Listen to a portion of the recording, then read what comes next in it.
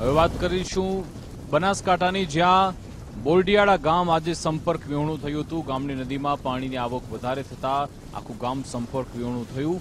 કીડી મકોડી નદીમાં ભારે પાણીનો પ્રવાહ જોવા મળ્યો. શાળા છૂટતા બાળકોને ઘરે જવામાં તકલીફ પડી હતી. દાંતા તાલુકામાં વહેલી સવારથી જ ભારે વરસાદને કારણે આખો વિસ્તાર પાણી થયો હતો. દાંતા સિવિલ બાદ બોરડિયાળા ગામ સંપર્ક વિહોણું થયું. દાંતા મામલતદાર અને તાલુકા વિકાસ અધિકારી ઘટનાસ્થળે પહોંચ્યા હતા. વર્ષોથી ગામના લોકોની કોઝવે બનાવવાની માંગ પૂરી થઈ નથી, ત્યારે કોઝવે બનાવવાની માંગને લઈ તાલુકા વિકાસ અધિકારીએ કહ્યું કે જોબ નંબર પડ્યો નથી. 1 માસમાં જોબ નંબર પડશે, ત્યારબાદ કામ શરૂ થશે. દર વર્ષે ભારે પાણીની આવક થતા ગામ સંપર્ક વિહોણું થાય છે. તાલુકામાં વહેલી સવારથી ભારે વરસાદ જોવા મળી રહ્યો છે, ત્યારે અંતર વિસ્તારમાં આવેલું જે બોરડિયાળા ગામ છે ત્યાં આગળ નદીમાં પાણી વધારે આવ્યું છે. ત્યારે ગામના લોકો આપણી સાથે જોડાયા છે. તમારે ગામમાં પાણી વધારે આવ્યું છે, શું કહેશો? અમારા ગામમાં પાણી વધારે આવ્યું છે તે લોકો બનવા વાળા મને સારો રોકી જાય છે. તો સરકારને શું કહેવા માંગો છો? પુલ બનાવવાના, પુલ બનાવવો જોઈએ. આપણી સાથે ગામના બીજા ભાઈ છે તે જોડાયા છે, તેમની સાથે વાત કરીશું કે દર વરસાદની અંદર તમારા ગામની આ સમસ્યા હોય છે. ડેરી છે સામેની બાજુ છે, સ્કૂલ સામેની બાજુ છે, તો કઈ રીતે તકલીફ પડે છે? સરકારને શું કહેવા માંગો છો? સરકારને અમે એટલું કહેવા માંગીએ કે વહેલી તકે પુલ બનવો જોઈએ. દર ફેર ચોમાસામાં વરસાદ વધારે આવવાથી અમારે જે મંડારાવાસ ફળ્યું અને નાની કુવારસીનું એક ફળ્યું આવેલું, એ બંને ફળી સંપર્ક વગર થઈ જાય. એટલે સ્કૂલો બી આ બાજુ આવેલી અને ડેરીઓ બી આ બાજુ આવેલી, એટલે અને રોજગાર જવું હોય તો રોડ પર આવવું પડે, બીમારી હોય તો બી. એટલે અમે સરકારને એ જ કહેવા માંગીએ કે વહેલી તકે પુલ થઈ જવો જોઈએ.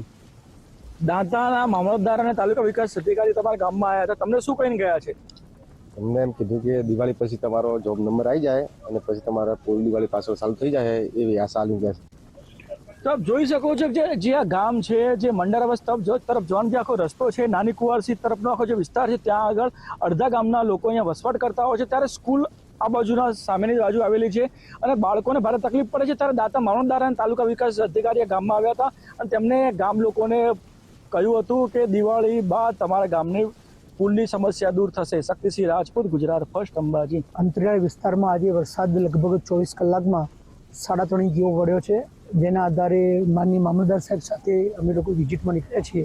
એમાં બોરડિયાળી પાસે જે આ એક પાણીનું વહેણ ચાલે છે, જો તો એવું દેખાય છે ખરેખર બાળકોને અને લોકોને પણ આવવા જવાની થોડી તકલીફ પડે છે અને ખરેખર એ લોકોને આની જરૂરિયાત પણ દેખાય છે.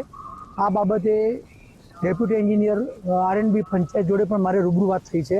એટલે આ બાબતમાં કુવારસીનો અને ઝુંફાળીનો જોબ નંબર આવી ગયેલો છે અને આ બોરડિયાળીનો જે જોબ નંબર આવ્યો નથી એ પણ એમના કહેવા અનુસાર 1 માસમાં આવી જશે અને ત્રણેયના કામો નાણાંના દિવાળી પછી ચાલુ થઈ જશે એવું મને ડેપ્યુટી એન્જિનિયર શ્રી પંચાલ સાહેબે કહ્યું છે.